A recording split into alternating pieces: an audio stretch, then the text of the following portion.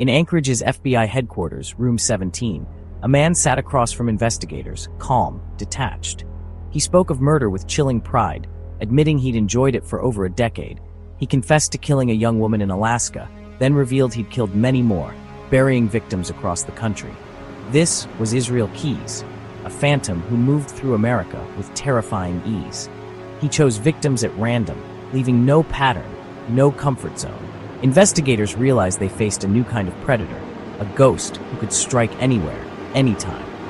Keys explained how he severed every investigative thread, using cash, turning off his phone, creating a digital black hole. He studied other killers' mistakes, perfecting his own methods. For 14 years, from 2001 to 2012, Keys hunted while living as a soldier, business owner, father, and neighbor. Beneath that surface was a meticulous predator. His victims were strangers, chosen by chance in isolated places. He wasn't driven by rage or passion. For him, murder was a hobby, an addiction fed by careful planning. The horror in Room 17 was just beginning to dawn. Law enforcement, trained to find connections, found none. Keys had scattered the puzzle pieces across a continent. His words were a quiet testament to a hidden reign of terror. The true scale of his crimes was only starting to emerge. Serial killers usually follow patterns, victim types, signatures, comfort zones. Israel Keys broke every rule. He had no victim profile, killing men and women, young and old, across the country. His randomness was his greatest weapon, making his crimes nearly impossible to connect. A murder in Vermont, a disappearance in Washington, no links, no reason to suspect a man from Alaska. Keys created isolated tragedies, hiding the larger, terrifying picture. He lived a double life, devoted father and contractor by day, calculating predator by night. Unlike most killers, his life never spiraled out of control. There were no warning signs. His exterior was a fortress, hiding the abyss within. He was the friendly neighbor who could be plotting a murder in a state you'd never visit. He defied profiles, confounded experts, and made himself invisible by hiding in plain sight. Keys was not just a killer, he was a ghost in the system. His discipline and duality made him nearly impossible to catch. He was a new breed of monster, one who thrived on unpredictability. For Keys, the hunt began years before he chose a victim. He'd fly to a city, rent a car, and drive for miles, scouting for the perfect isolated spot. Once he found it, he'd bury a kill kit, a bucket filled with guns, zip ties, chemicals, and tools for murder and disposal. These kits were hidden across the U.S., marked by GPS, waiting for the day he'd return. By separating the planning from the act by months or years, he left no obvious trail. He could fly in with just a carry-on, retrieve his kit, and blend in as a tourist or businessman. When the urge struck, he'd travel to a kit, turn off his phone, pay in cash, and begin searching for a victim. This method allowed him to move freely, undetected. His patience and foresight were chilling. He was a predator who planned with military precision. The kill kits were his insurance, letting him strike anywhere, anytime. He'd return to Alaska, living a normal life until the urge returned. Each kit was a promise to himself, a future crime waiting to happen. The process was terrifyingly methodical.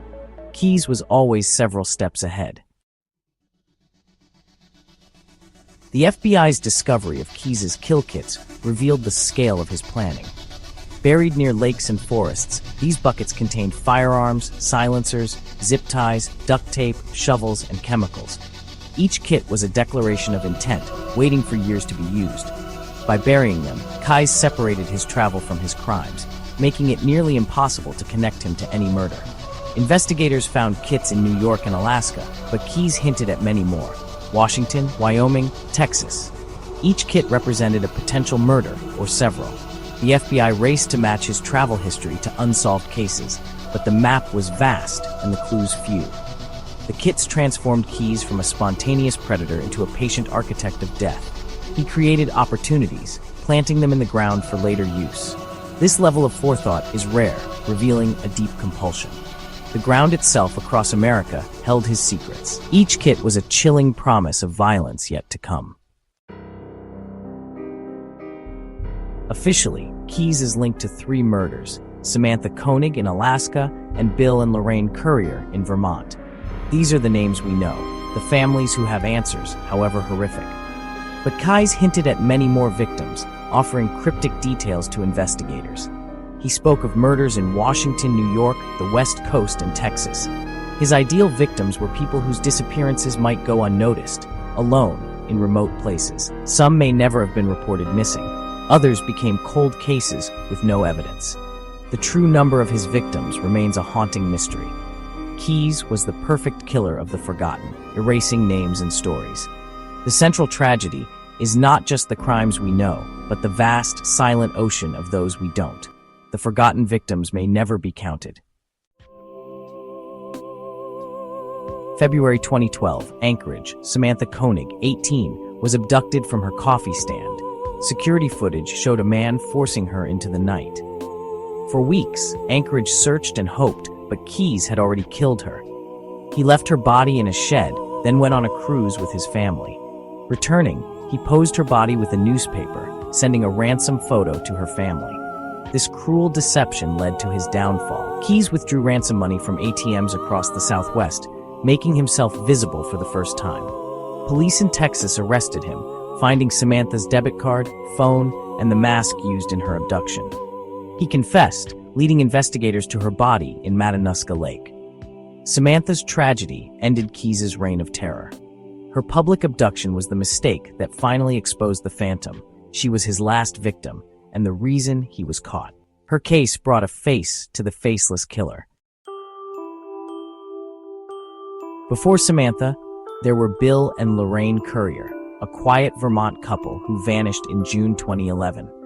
Their disappearance was a mystery. No struggle, no leads, no answers. Nearly a year later, Keyes confessed, offering details only the killer could know. He described stalking the Curriers, breaking into their home, and taking them to an abandoned farmhouse. He killed them and demolished the building to hide evidence. Keyes had flown to the East Coast, retrieved a kill kit buried years earlier, and chosen the Curriers at random. The case confirmed his national reach and methodical planning. He left no witnesses, no evidence, committing the perfect crime. Without his confession, the Curriers' fate might have remained a mystery. Their bodies were never found. The farmhouse was demolished, as he described. The Currier case revealed the terrifying scope of Keyes' crimes. He could strike anywhere, anytime. The only trace left was the story he told. Their tragedy was a glimpse into the darkness Keyes carried across the country. The past was full of similar, hidden horrors. The investigation into Keyes was a race against a ghost. The FBI built a timeline of his life, tracking every trip, transaction, and unexplained absence. They cross-referenced his movements with unsolved cases nationwide, but every trip was a potential dead end. Keyes was their only guide, but he manipulated investigators, offering details, then withholding others. He claimed up to 11 victims, but named few. On December 2, 2012, Keyes took his own life in jail, leaving behind rambling notes but no new clues. With his death, the investigation stalled. The answers died with him. The full extent of his crimes may never be known.